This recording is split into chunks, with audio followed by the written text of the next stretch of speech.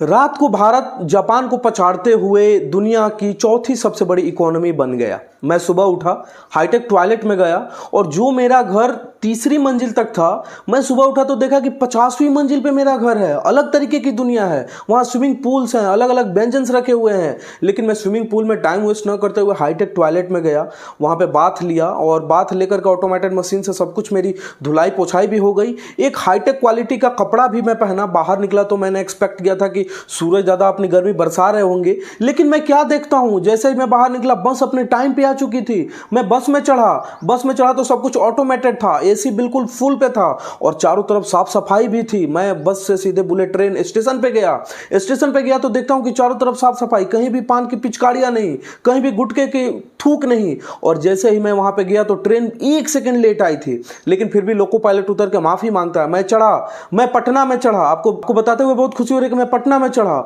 और आधे ही घंटे में मैं दिल्ली के नोएडा में पहुंच गया। वहां मैंने ड्यूटी करके वहां से फिर से मैंने बुलेट ट्रेन पकड़ा, वहां से पटना आया, पटना से बस पकड़ के मैं फिर से अपने गांव में आ गया। मैं सुबह अपने गांव से निकला था, 1000 किलोमीटर की दूरी तय करके फिर से अपने गांव में आ गया और रात को फिर से अच्छा सा खाना खा के 50वीं मंजिल पे सोने ही जा रहा था कि किसी ने थप्पड़ लगा दी और मेरी नींद खुल गई। और मैं सोचने पर मजबूर हो गया कि भाई, जापान को हमने पीछे छोड़ा है और फिर से वही जिंदगी। मतलब सोचने वाली बात है कि जापान को हमने पीछे छोड़ा है, लेकिन फिर से याद है कि ओहो, ये तो गोदी मीडिया ने न्यूज चलाया था। अब गोदी मीडिया न्यूज चलाया और मैं उसका फैक्ट चेक न करूं तो ऐसा हो नहीं सकता है। तो फिर मैंने लगा कि भाई, जापान को हमने पीछे छोड़ा है। मेरे मन में रात को ज्यादा खुशी हो गई थी, जिसके कारण रात को मुझे अच्छी नींद आ गई और अच्छा सा सपना देखने को मिल गया और मैं जापानियों की तरह जिंदगी जीने लगा। अब सुबह उठा तो मैं देखा कि भाई सुशांत सिन्हा ने भी पोस्ट किया हुआ है, रूबिया इलाकत भी पोस्ट की हुई है। तब मुझे लगा कि ओहो, ये तो गोदी मीडिया का न्यूज है, फिर तो फैक्ट चेक करना बनता है। अब फैक्ट चेक करने लगा मैं। फैक्ट चेक जब किया तो पता चला कि ओहो, ये गड़बड़ है। अब मैं समझाता हूं जो मैं वहां फैक्ट चेक से समझा। मान लीजिए 2 परिवार है, 2 भाई हैं, दोनों भाई अलग अलग हो गए। एक भाई के 2 बेटे हुए और एक भाई के 4 बेटे हुए। ठीक है, समझिएगा जरा, 2 परिवार है, एक भाई के 2 बेटे हुए और एक भाई के 4 बेटे हुए। और एक भाई के जिसके 2 बेटे हैं वो दोनों लाख लाख रुपए महीना कमाते हैं। ठीक है, वो भाई बिल्कुल शांत चित्त से बैठा रहता है और 2 लाख उसके घर में आता है। एक भाई जिसके 4 लड़के हैं, चारों 5-5 हजार रुपए कमाते हैं। तो जिसके 4 लड़के हैं उसके घर कितना आ रहा है? 20,000 रुपए। और जिसके 2 लड़के हैं उसके कितना आ रहा है? 2 लाख रुपए।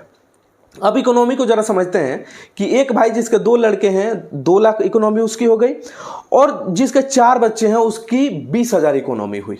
यही हाल भारत का था पहले।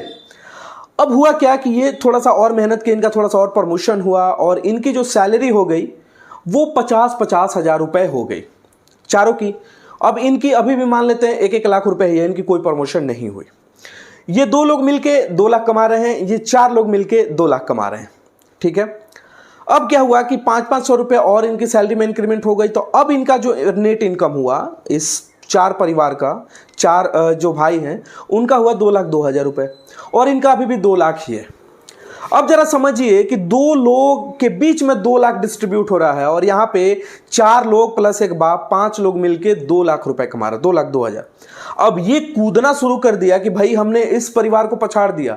लेकिन जरा सोचिए, जो ये लोग जिंदगी जी रहे होंगे, क्या ये 4 परिवार मिलकर जिएंगे? बिल्कुल नहीं, क्योंकि यहां पे पर फैमिली यानी एक आदमी पे अगर इनकम जोड़ा जाए तो वो मुश्किल से 40,000 रुपए हुआ, क्योंकि 5 लोग हैं और यहां पे 3 लोग ही हैं। तो यहां पे जो नेट इनकम हुआ वो 63 से 64,000 रुपए हुआ। मतलब यहां पे एक आदमी को खर्च करने के लिए 63,000 रुपए है और यहां पे एक आदमी को खर्च करने के लिए मात्र 40,000 रुपए है। अगर टू बी प्रिसाइज जोड़े तो 40,500 रुपए हुए। अब जरा सोचिए कि क्या इनकी जिंदगी और इनकी जिंदगी इक्वल होगी? नहीं होगी। इन्होंने क्या किया कि अपने घर में एसी लगवा लिया। इन्होंने क्या किया कि इनके पास पैसा बहुत कम बचता था, जिसके कारण ये एसी नहीं लगवा पाया, अच्छा घर नहीं बनवा पाया, कैसे भी करके इनका गुजारा चल रहा है। लेकिन ये डींग हाँक जरूर रहे कि इनके घर से ज्यादा इनकम मेरे पास है। यही हाल अभी भारत का हुआ है। भारत की कुल जनसंख्या 1 अरब 40 करोड़, यानी अगर इंक्रीमेंट भी देख लें तो 1.5 अरब लगभग भारत की अभी जनसंख्या है।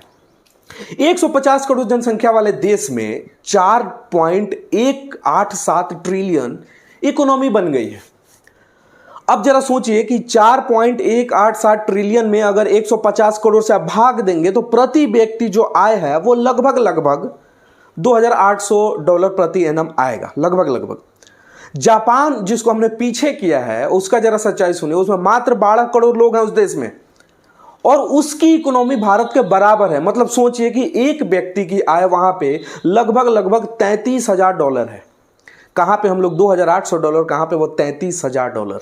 मतलब हमसे 11-12 गुना वो लोग आगे हैं प्रति व्यक्ति आय में।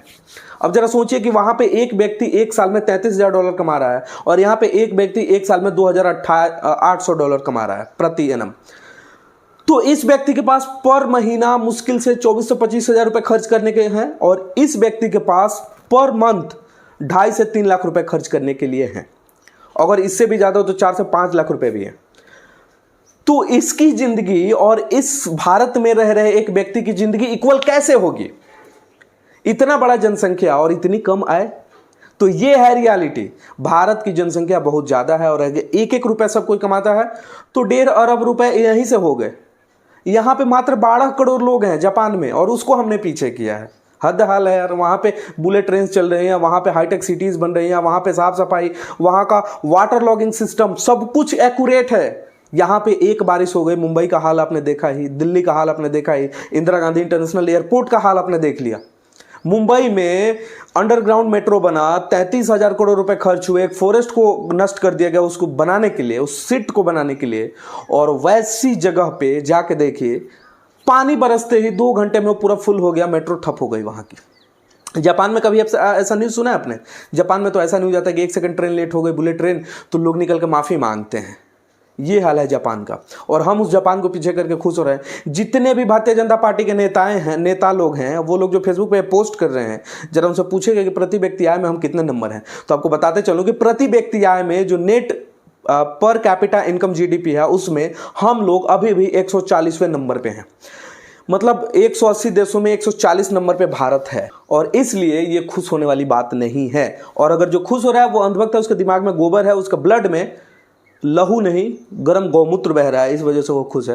अगर लहू बहेगा तो वो सुबह उठेगा और फिर से वही माहौल देखेगा, और सामने बाहर निकलेगा तो वही कचरा देखेगा, थोड़ा और आगे जाएगा तो बारिश का पानी देख लेगा, और थोड़ा और आगे जाएगा तो नाक दाब के निकलना पड़ेगा, क्योंकि वहाँ पे म्यूनसिपैलिटी बार बार आके सफाई नहीं करती। और थोड़ा और आगे जाएगा, अगर उसको कोई काम होगा सरकारी अस्पताल में या सरकारी किसी भवन में या कोई भी सरकारी संस्थान में, तो वहाँ पे घूस देना पड़ जाएगा। तो ये है भारत की स्थिति। माफ करिएगा, इस देश में रह के ऐसा बोलना पड़ रहा है, बट ऐसा इसलिए कहना पड़ रहा है क्योंकि गोदी मीडिया उछाल रही है इस चीज को, नेता लोग उछाल रहे हैं इस चीज को वोट के लिए। गोदी मीडिया को तलवे चाटने के पैसे मिलते हैं, फिर हम मिडिल क्लास को क्या, कुछ नहीं, कोई नहीं देता। तो इस वजह से मैं यही कहूंगा कि इस रियलिटी में आइए। जापान को हमने कोई पीछे नहीं छोड़ा, कुछ नहीं किया हमने, कुछ नहीं किया है। आने वाले दिन में हम जर्मनी को भी पीछे छोड़ देंगे, इसमें कोई बड़ी बात नहीं है। लेकिन जर्मनी का जनसंख्या, यहाँ का पॉपुलेशन, यहाँ का सिस्टम, वहाँ का सिस्टम, सब कुछ अलग है यार। मतलब 2 लोगों का आप कंपेयर करो, मैंने दिखाया ना कंपेयर करके, तो इस हिसाब से ये देश चल रहा है। मिलते हैं अगले वीडियो में, तब तक के लिए इजाजत दीजिए।